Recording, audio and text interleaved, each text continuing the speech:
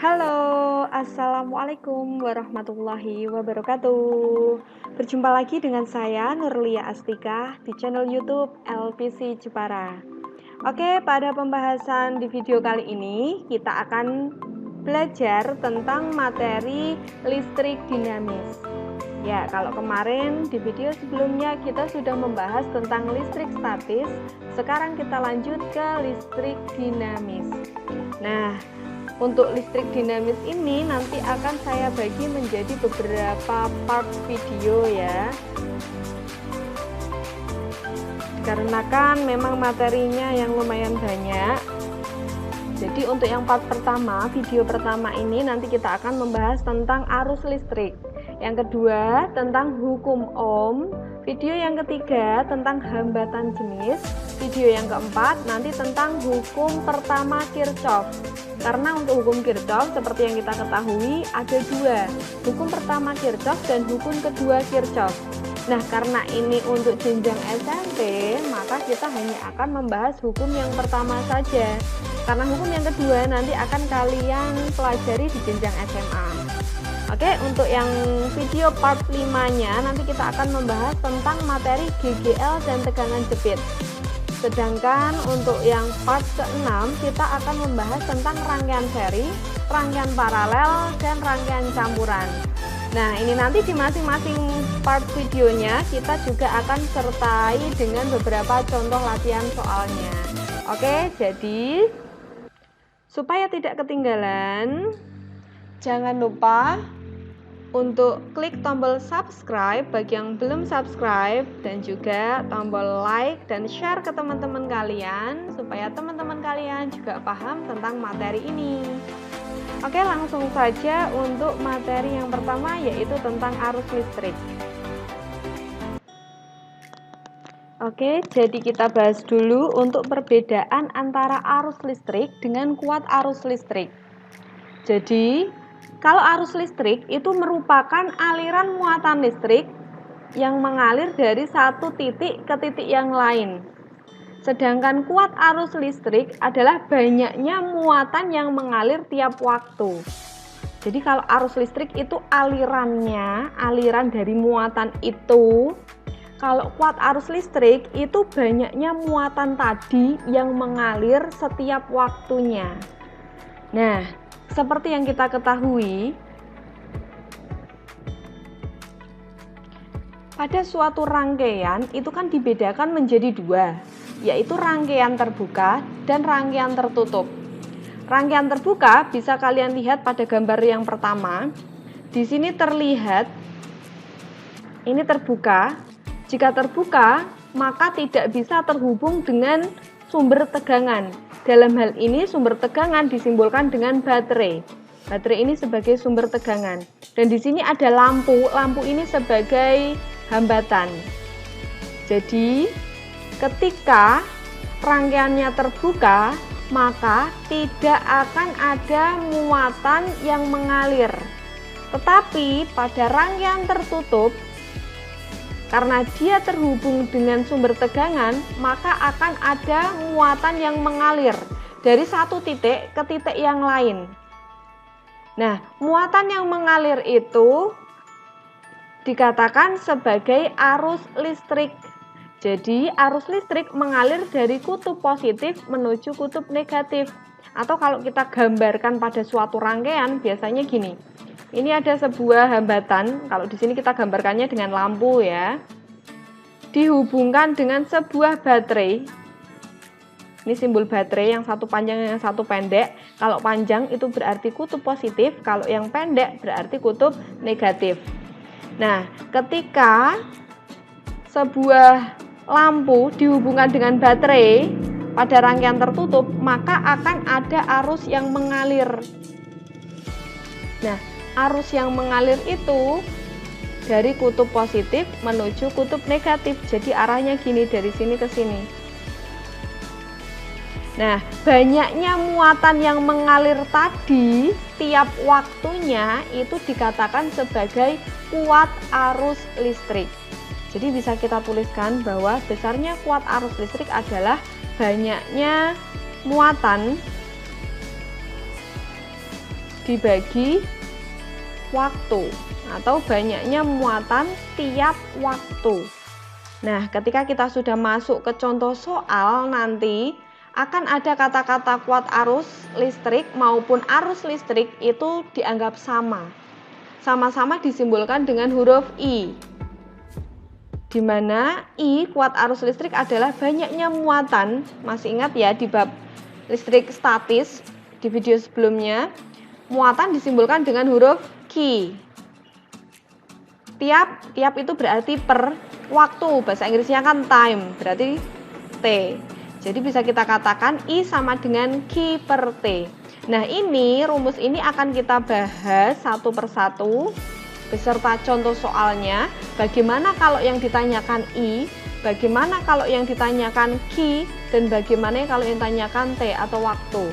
Tapi sebelum ke contoh soal, kita bahas dulu tentang rumus I sama dengan Q per T ini. Oke, jadi tadi kita sudah menuliskan bahwa besarnya I sama dengan Q per T.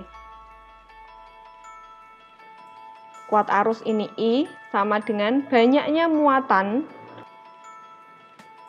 yang mengalir tiap waktu atau tiap detik, berarti T. Seperti biasa, I sama dengan Q per T ini kalau kita buat segitiga ajaib untuk memudahkan kita dalam latihan soal ya. Kita buat segitiga ajaib, I sama dengan Q per T. Berarti ini I-nya, ini Q-nya, dan ini T-nya. Kalau yang ditanyakan I, berarti kita tutup I-nya, I sama dengan Q dibagi T. Kalau yang ditanyakan T-nya, berarti kita tutup T-nya, berarti T sama dengan Q dibagi I. Kalau yang ditanyakan Q-nya, berarti Q sama dengan I dikali T. Masih ingat ya? Nah, jadi hubungan antara kuat arus, muatan, dan waktu, I dan Q ini sebanding. Begitu juga dengan Q dan T, ini juga sebanding. Tapi kalau I dengan T ini berbanding terbalik. Yang artinya semakin besar muatannya, maka arus yang dibutuhkan juga semakin besar karena sebanding. Begitu juga dengan waktu. Semakin besar muatannya, maka waktu yang dibutuhkan juga semakin besar atau semakin lama. Tetapi hubungan antara arus dengan waktu berbanding terbalik, yang artinya kalau arusnya semakin besar, justru waktunya semakin kecil atau semakin sedikit. Tapi kalau arusnya kecil, justru waktunya semakin besar. Bisa dipahami ya, karena hubungannya berbanding terbalik. Oke, di mana Q tadi ini adalah muatan, satuannya masih sama, satuan SI-nya kolom. T dari kata time yang artinya waktu dengan satuan SI detik atau sekon, dan I adalah kuat arus dengan satuan SI ampere disimbolkan dengan A. Oke, sekarang langsung saja kita ke contoh soalnya. Untuk contoh soal yang pertama, di sini seperti biasa kita tulis dulu untuk diketahuinya. Oke, atau kita tulis dengan D1-nya.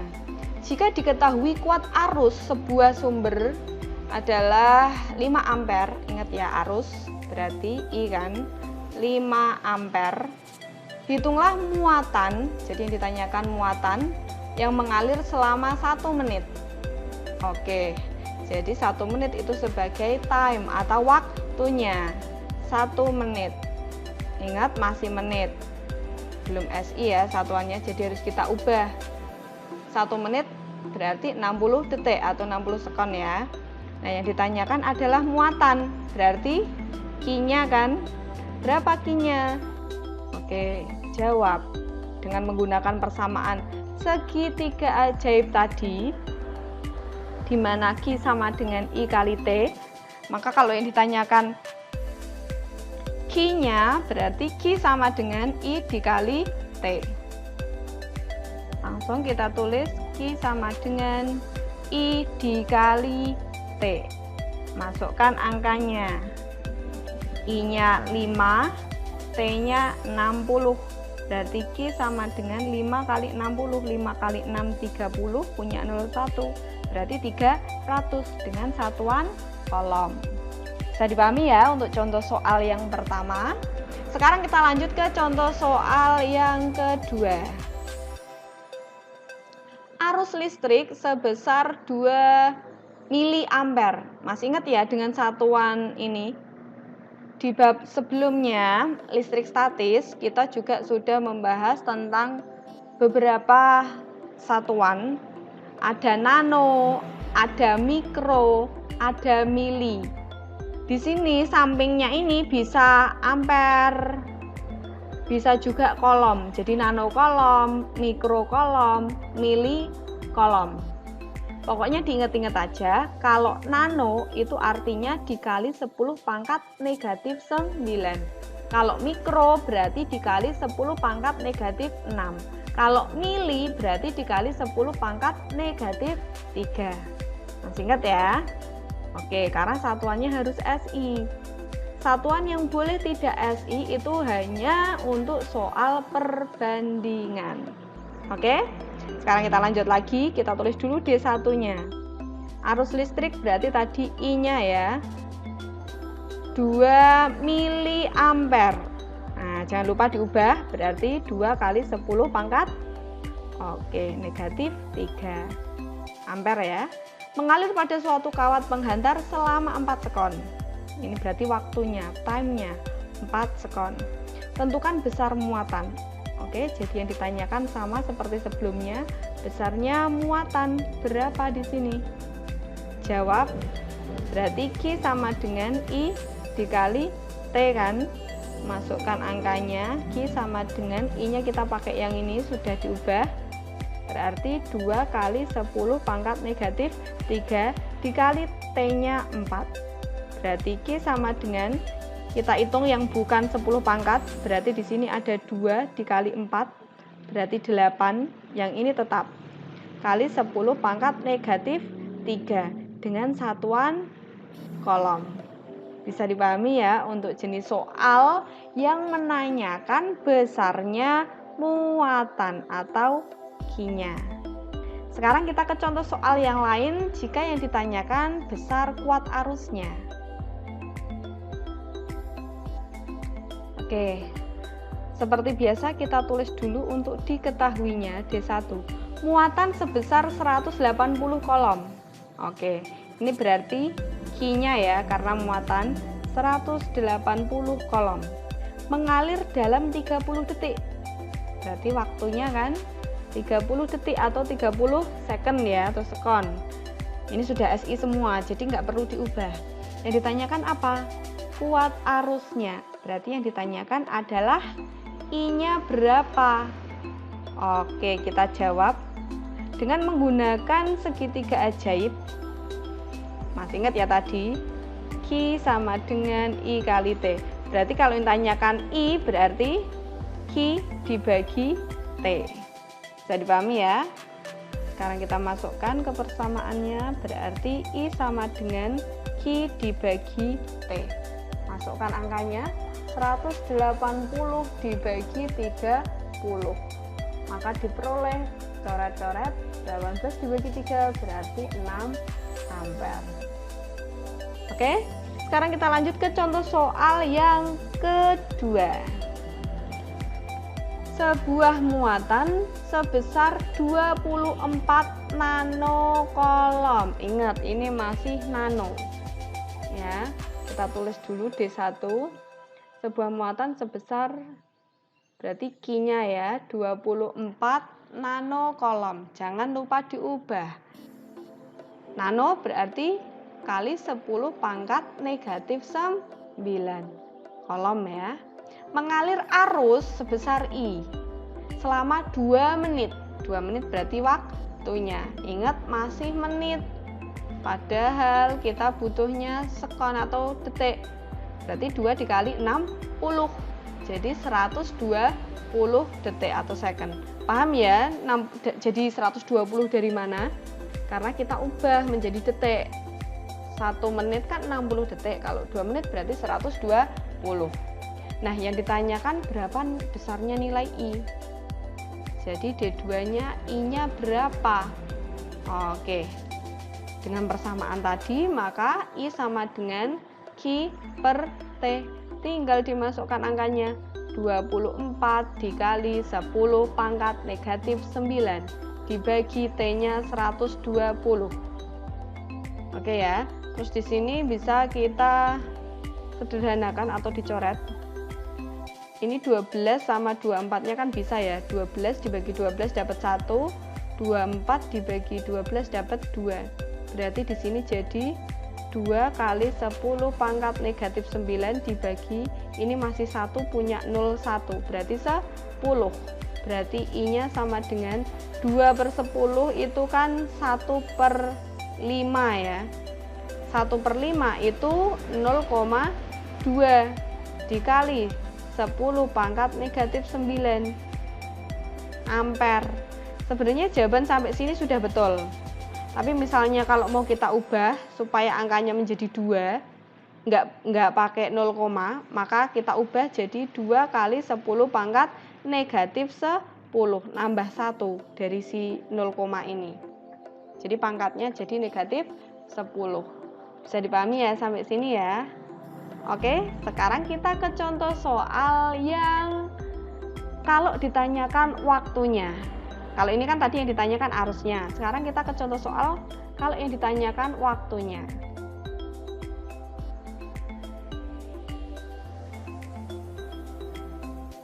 Nah, di sini sudah ada 2 contoh soal yang menanyakan waktu. Kita tulis dulu diketahuinya, D1-nya ya. Sebuah kawat mengalir arus sebesar 5 ampere. Arus berarti I ya, 5 ampere. Dengan muatan, muatan berarti Q kan, 20 kolom. Pertanyaannya tentukan besarnya waktu yang dibutuhkan. Berarti D2, waktunya berapa? Oke, masih sama caranya dengan menggunakan konsep pada segitiga ajaib tadi. Q, ini I, ini T. Berarti kalau yang ditanyakan T, maka rumusnya T sama dengan Q dibagi I. Bisa dipahami ya? Oke, sekarang kita masukkan di sini, berarti T sama dengan Q dibagi I.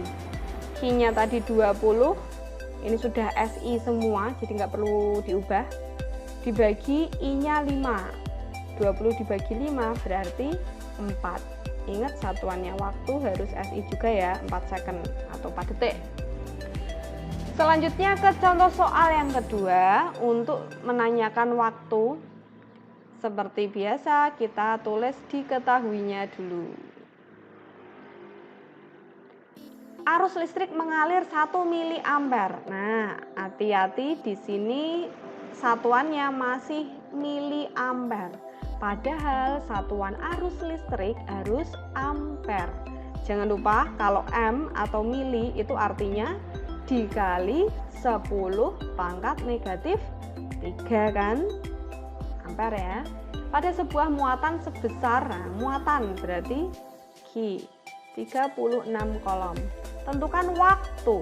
Nah, masih ingat ya waktu, berarti time-nya. T-nya berapa? Nah, baca soalnya sampai selesai, mintanya dalam satuan jam. Jadi bukan second, bukan detik, tapi jam.